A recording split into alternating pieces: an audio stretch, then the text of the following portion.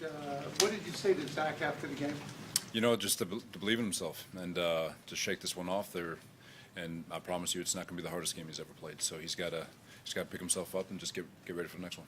Historically, Bill Belichick obviously has a history of taking care of young quarterbacks a little bit. I mean, did you see some of that? Did they throw new wrinkles that Zack hadn't seen before? No, no. There was they do a good job. They're one of the best man coverage teams in football, and there's a lot of. I'm sure there's a few throws that Zack wants back, obviously, but there was nothing schematically that our offense wasn't prepared for. What do you attribute to the 4 interceptions then? Like I said, he was off a little bit. First one over the middle to Corey, obviously tip ball and man coverage with pressure in his face. Second one on the boot, a little bit high drop. Third one, I believe, was to Elijah Moore. Again, he didn't put the zip on the ball that he needed to. And then on the last one, just, you know, it's second and it was whatever down it wasn't forever. And you just got to take checkdowns, take yards, concede the series darn near, and you throw one up, and odds are that's what's going to happen. Sorry, Coach. That's okay. Coach, do you think he lost confidence during the game? Was he more tentative or anything like that? No, he was fine. He had a great look in his eyes. He was good in conversation. It wasn't like he was overwhelmed. There's just some fundamental things that he's got to understand with regards to obviously taking care of the ball and basic stuff. I mean, felt like we showed up to play. I thought our guys played their butts off, but when you lose the turnover battle 4-0, it's impossible. It's hard enough to win this game, win in this league when the turnover battle's even. When it's down 4, it's darn near impossible. Robert, you talked before the season about, you said it early August, this was going to be a roller coaster type experience. There was going to be pull your hair out moments. So what do you attribute some of the poor decisions he made to? You know, it's I don't know. Those are things we're going to have to go look at. But you know, there's when you have a rookie quarterback, and you know, and they have a rookie quarterback too. I mean, shoot, it's just having confidence that it's okay to play a boring game of football. You know, that's really it. And he is an electric dude. He's competitive as crap. He wants to win so bad. But you know, sometimes it's okay to be boring. And that's probably the biggest lesson that we can take out of this one. Robert, were they doing something to take Corey Davis away? It didn't happen as much drops. Like I said, no. It was man coverage. Did they lean a plugger to him? Sure, but it wasn't anything exotic at all. Did you talk to Zack? I mean, there was a couple times there late in the fourth quarter where he missed some throws and the boos rained down. Did you talk to him at all about hearing that during his? No, I don't think anyone heard that. I'll be honest. When that stuff's happening, I don't think players are really focusing on any of that. If he heard it, they're built in a way to keep moving. Did you ever consider pulling him, Robert? No.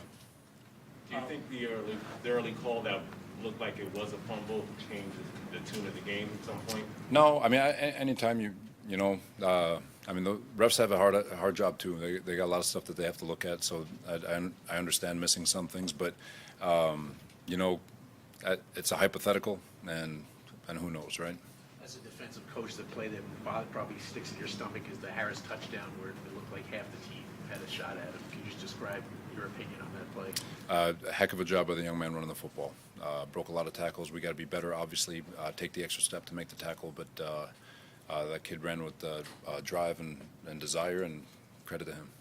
Robert, with 6 minutes left, the decision to kick the field goal, was that just simply to make it a 2-score game at that point? Yeah, at that point. To make it a 2-score game, it was we were going to need. It was a 3-possession game, no matter how you cut it, and at that point, it was strictly to make it a 2-score game, give us a chance. Obviously, you're going on the road next week to play a really tough defensive. How do you make sure that this doesn't snowball with a kid who, for better or worse, plays with a lot of emotion, and that's part of his deal? So how do you make sure that this sort of doesn't snowball? I don't think it will. You know, he's a young man full of confidence, especially when he goes and watches the tape and he sees what, and he's got a chance to hit the rewind button and just kind of learn from everything that just happened. He's a young man full of resolve, and I just know when he sees the tape, he's going to learn a ton off of this experience. Robert, your defense actually held up pretty well today. What were some of the keys in slowing that down? A great job by the D in terms of just the mindset, the no-quit mindset. It's deflating when you take the field off of a sudden change. But I thought CJ showed up. All of them showed up. JFM, Rankins, Quinnen.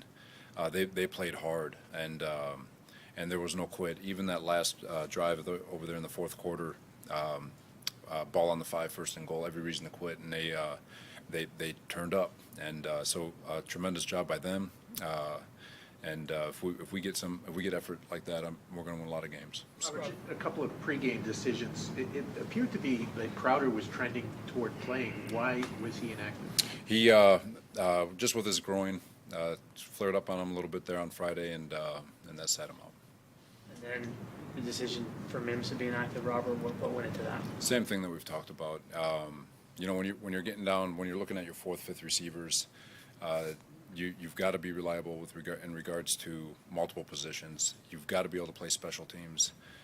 So just talking to the coaching staff, obviously at that point when you're getting to that part of the roster, you're looking at Brant first, and Denzel as a starting gunner made a heck of a play on punt, and then you get to just the ability to play multiple positions in the event somebody gets hurt. So Denzel, he had a really good week of work, and he's just got to continue to build on what he did, and just understand that there's special teams involved. There's the Z, the X, and if he can capitalize off of what he did this week, I don't anticipate this being much longer. But at the same time, I don't see Jeff and Keelan, all those guys relenting. So they're every bit of being deserving of being on the football field too. So it's a good problem to have all these receivers fighting for a position to be on the active. But again, Denzel, he'll get there.